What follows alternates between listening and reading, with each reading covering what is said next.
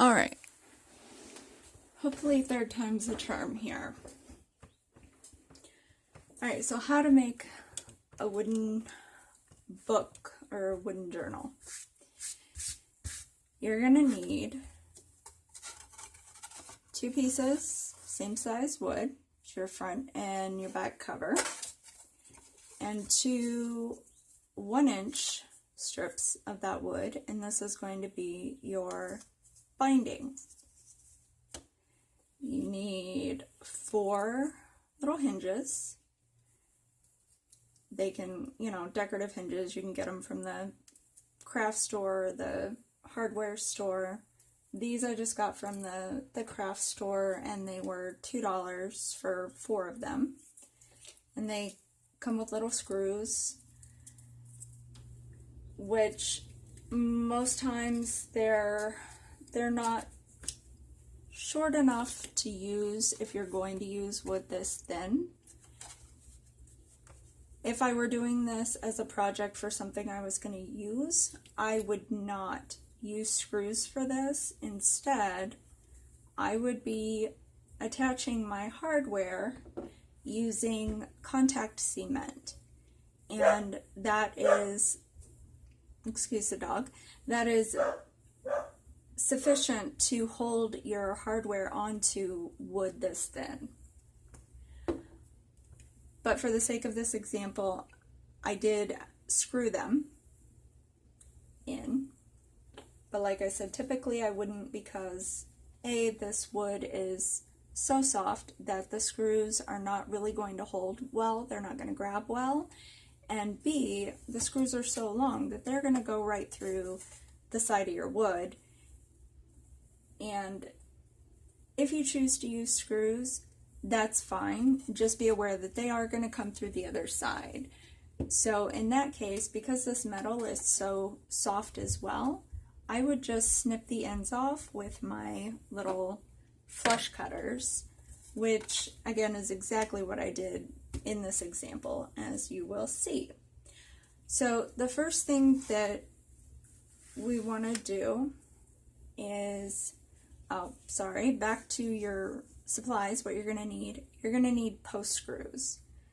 These are binding screws. I got these at the craft store. They're typically in scrapbooking, and they just unscrew like this. These are also known as Chicago screws. You can order them online. They come in different finishes.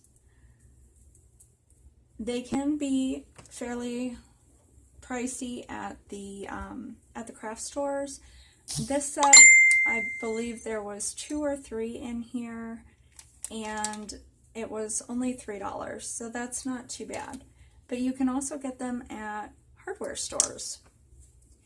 Typically, this dull silvery finish is the only one you're going to find at craft stores, hardware stores. You might find black ones, but usually they're just going to be this cheap aluminum, which is fine. I mean, they will work. When you're deciding what length you're going to buy, you just need to make sure that the length is sufficient to allow for the thickness of both sides of your wood combined, as well as the extra thickness when you have your paper in there. But you want to make sure that they're not longer than that thickness, because you want to have them snug against the wood. That will help with both your cover function, as well as being able to turn your pages and what have you. So the first thing that I do is I take my trusty blue painter's tape,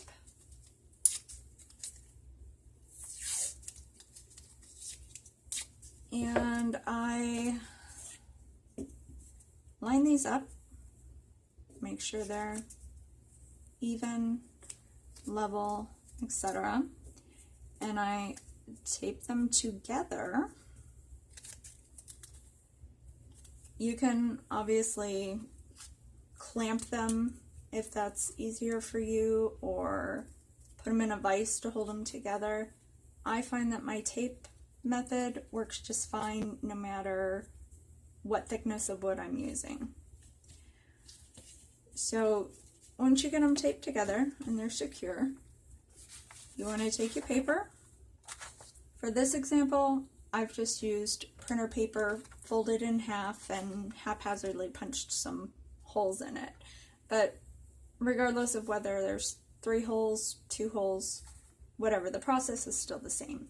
So the first thing you want to do is you want to line this up on here where it's evenly spaced from the top and the bottom.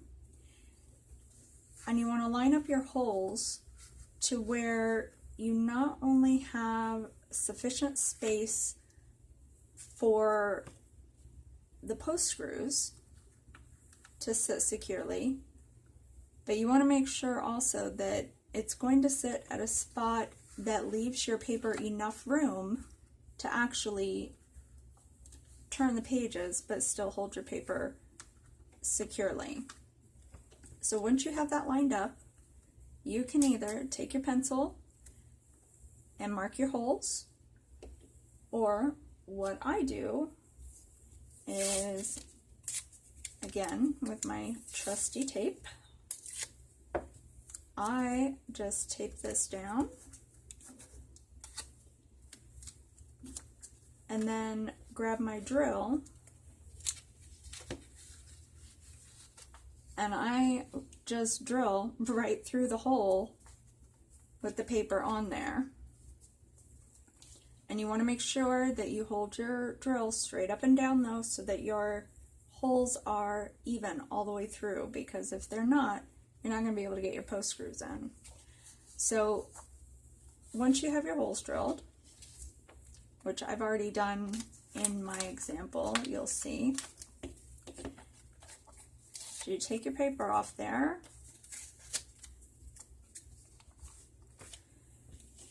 and then you're going to untape these, and now is a good time to sand off any burrs that the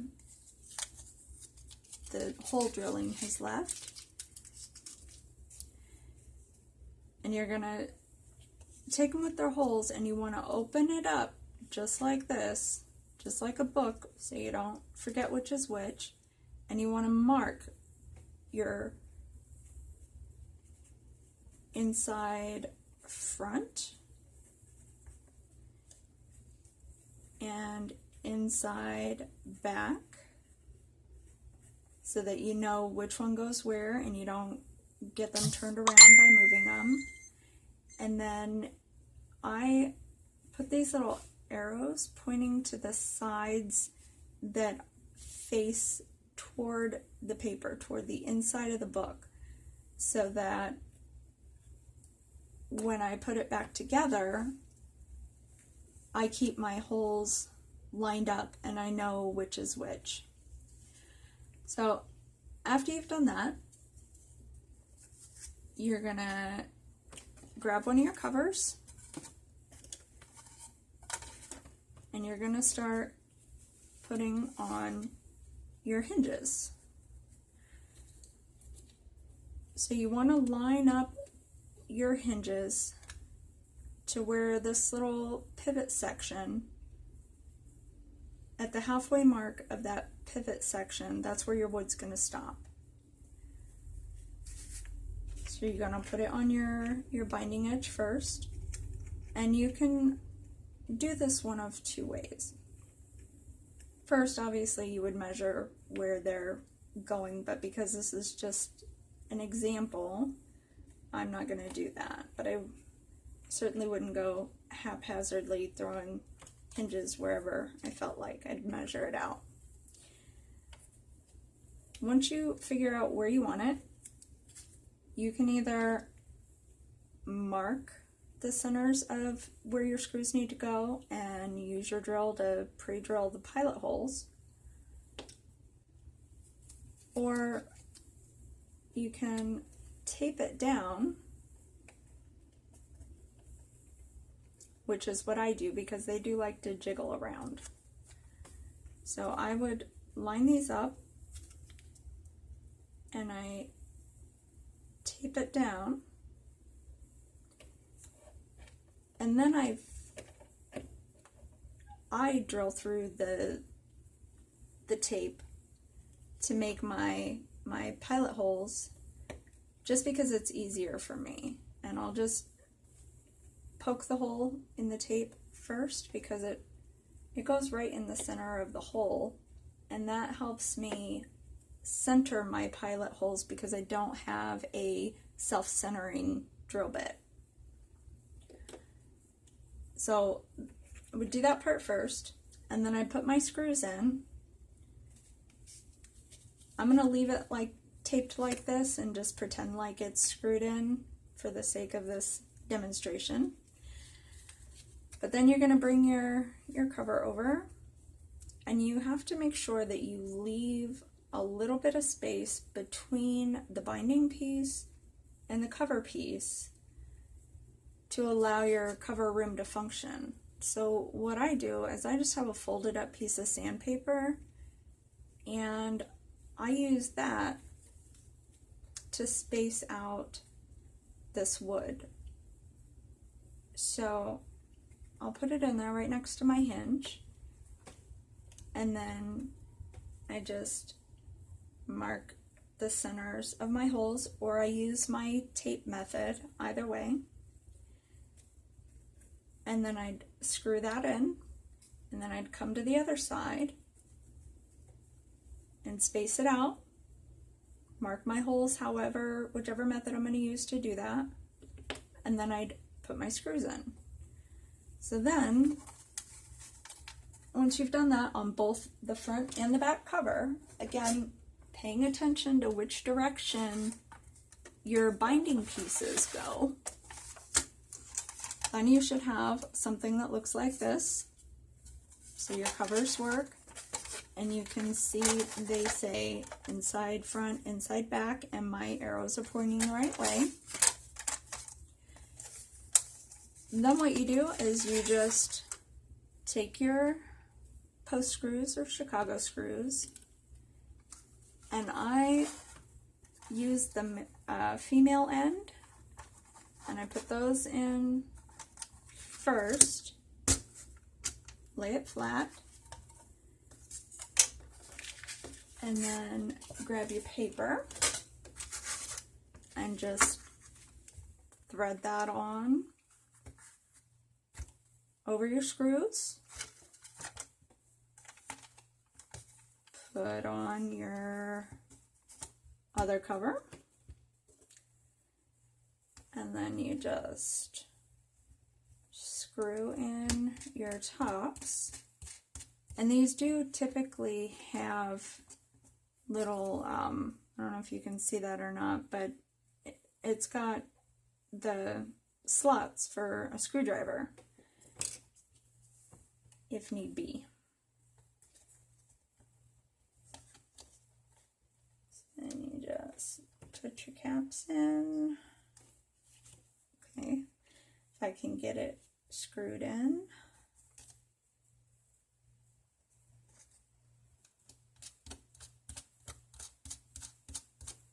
Screw it down, and you're done. There you have a book that opens. If my paper was longer, my paper would lay open, but for this example, it's not. And my binding is really loose because my post screws are a bit too long for this particular example, but you got the point. There's your book.